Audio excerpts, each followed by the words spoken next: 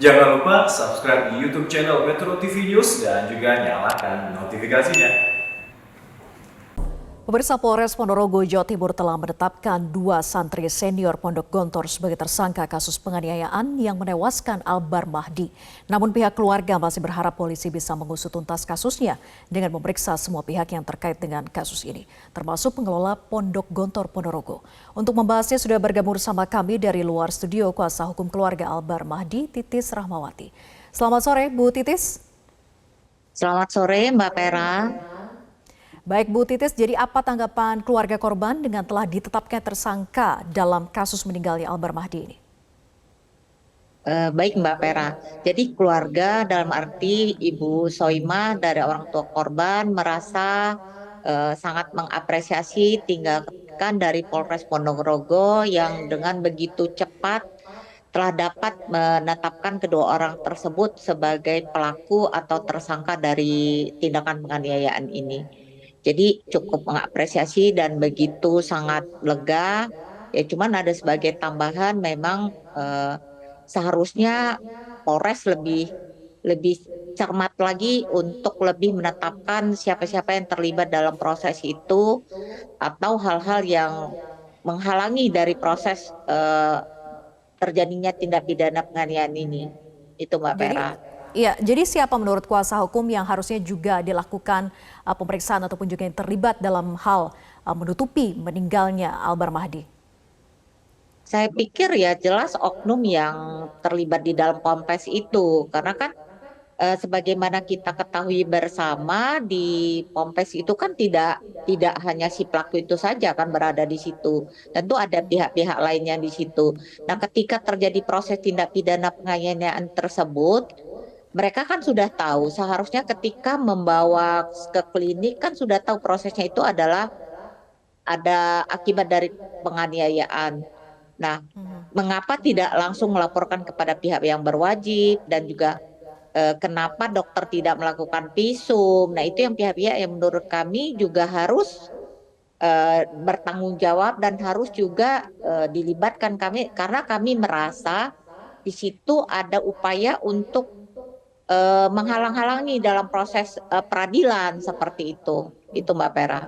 Oknum yang diduga ini siapa Bu dan apakah sudah dilaporkan juga turut ingin diproses secara hukum juga dari kuasa hukum ke Polres Ponorogo?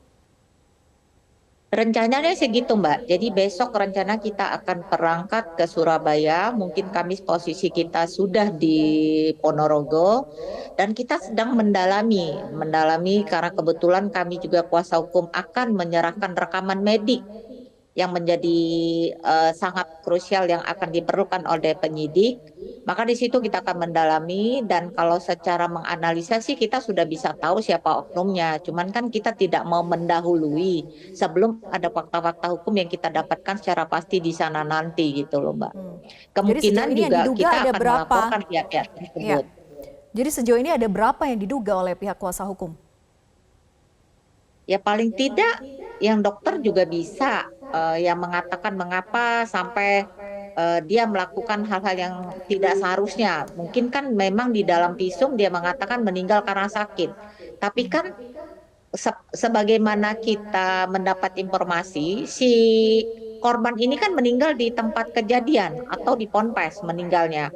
Otomatis ketika dibawa ke rumah sakit dalam bentuk mayat atau jenazah, seharusnya dokter tersebut ketika menerima seseorang mayat harusnya dia memberi suatu apa ya kejelasan atau apa terus dasar apa di situ sehingga dia melibatkan pihak terkait mungkin pihak aparat penegak hukum dengan adanya pelaporan atau dengan ada hal tersebut sehingga bisa melakukan visum segera.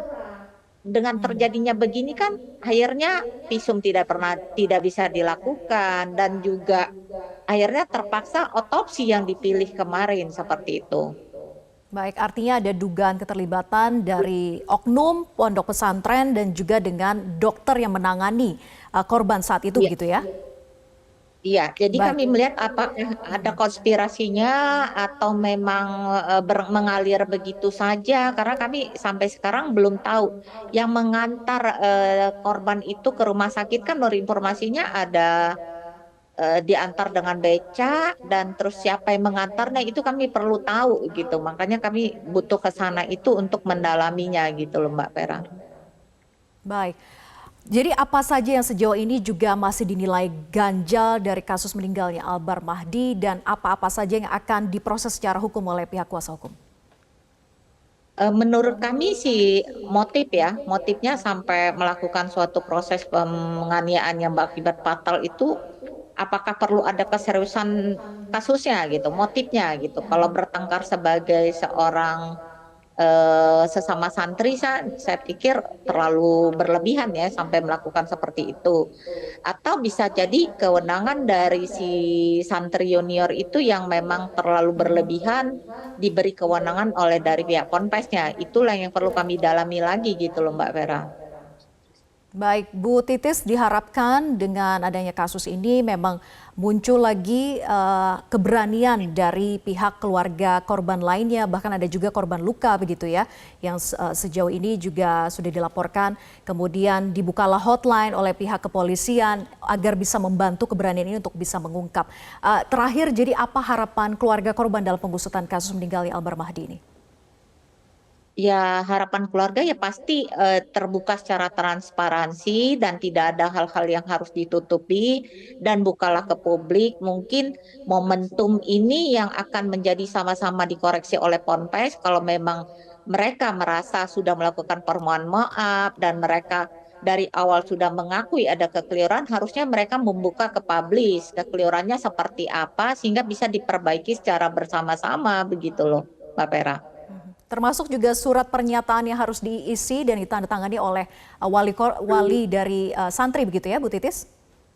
Iya, kalau menurut saya itu kan biasa saja sih. Kalau dalam arti kalau dalam hal terjadi persengketaan antara santri dengan hal-hal yang bersifat masih kenakalan yang wajar, saya pikir ya tidak bermasalah itu. Tapi kalau diinterpretasikan santri seolah-olah itu dengan ada nyawa sekalipun dia tidak perlu melakukan kafarat yang bermenang, saya pikir apakah ini pengurus itu pura-pura tidak tahu dengan adanya upaya hukum kan begitu. Karena itu kan sifatnya juga keperdataan, bukan sifatnya pidana seperti ini begitu, Mbak Vera. Baik, kita tunggu perkembangan kasusnya. Semoga bisa diusut dengan tuntas. Terima kasih Bu Titis sudah bergabung bersama kami di Metro hari ini. Selamat sore.